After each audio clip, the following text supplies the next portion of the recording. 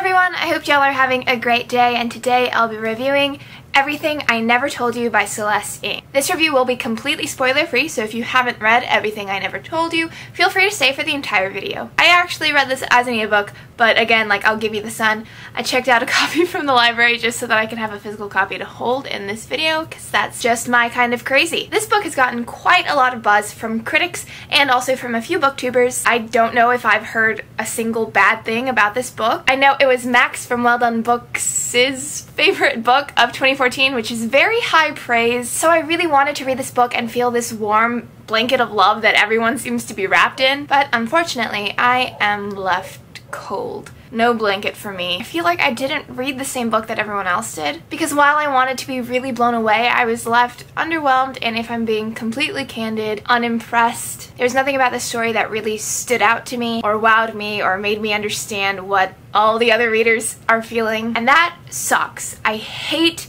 feeling this way. I think maybe my expectations were too high. Maybe because I had heard so much praise, I already adjusted myself for a heightened level of amazement, and when that level wasn't met, I couldn't help but feel disappointed. It's still worth a read. I think it's a very easy book to appreciate, but perhaps just not as easy to enjoy. This is not a bad book, not even a little bit. It's a thoughtful book, it's a calculated book, and it's an ambitious book. It attempts to tackle a good range of extremely important but also uncomfortable topics like racial prejudice, growing up and realizing that you've become exactly what you didn't want to be, and a broken family comprised of broken and often very neglected family members. The topics covered in this book are difficult to read, and I will admit that there is a possibility that might be a factor in why I didn't like this book as much as I'd hoped. It's a book that makes you think at the very least, but surprisingly it didn't make me cry. So many people on Goodreads have said that they sobbed while reading this book, and I didn't shed a single tear. That's weird, okay? I'm the kind of person who cries at the blink of an eye at things that are about as sad as Pitch Perfect 2, aka things that are not sad at all. So to have other people cry, but not me, this is like unprecedented. But I guess that shows how detached I felt from the story. It's strange that I felt this way, because really I should have easily been able to slip into the situation. For those who don't know, Everything I Never Told You is about a mixed-race family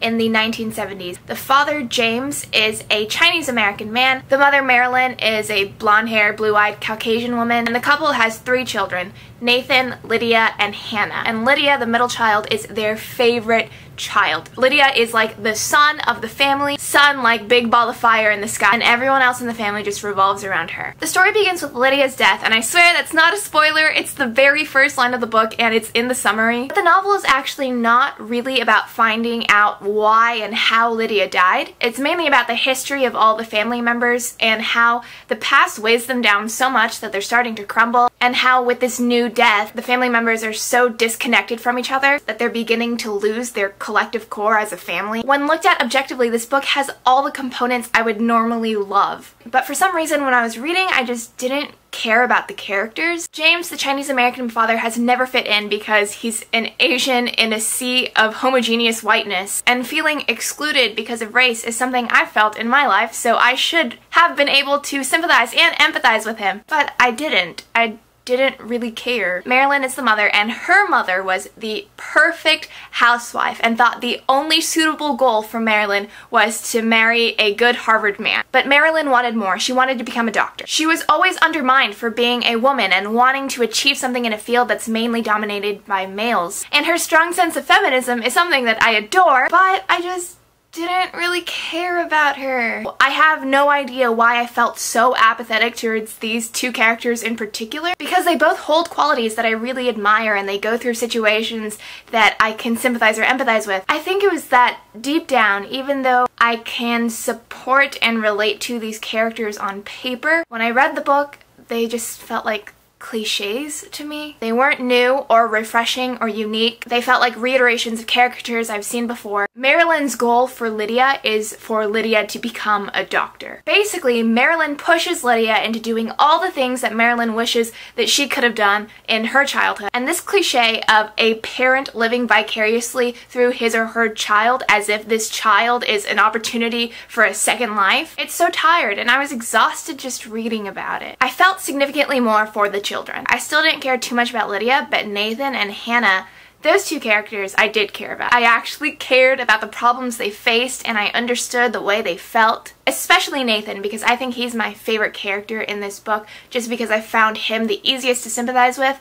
But of course, Hannah also deserves a lot of credit. Hannah doesn't always get a lot of screen time, but she gets enough to suggest how absurdly intelligent she is for her young age. But all the characters of this family are very fleshed out. They all have their distinct backstories that provide great insight into their personality and platform. Celeste Ng did a wonderful job at characterizing each character so distinctly and with striking detail. This story is definitely a character-driven story. There's not much of a plot going on, but I thought that was okay. The pacing is very consistent. It's slow, but I didn't think it dragged. Through a series of flashbacks, Celeste Ng presents each of her characters as a Russian nesting doll, revealing each layer underneath gradually. Overall, I'm sad to say that I was disappointed in this book. Honestly, I was expecting so much from it, and I was so completely prepared to love it, but that didn't happen. However, I acknowledge that I'm in this super itsy bitsy tiny minority, because I don't think I've seen anyone feel the way I did. So if you're interested in this book, give it a try. Odds are you'll probably love it. I honestly feel like I didn't read the same book that everyone else read. I feel like I'm missing out. But yeah, those are my thoughts on Everything I Never Told You by Celeste Ng. If you've read this book, I would love to hear your thoughts on it. Thanks so much for watching. I hope you guys are having a fantastic day and happy reading. Goodbye!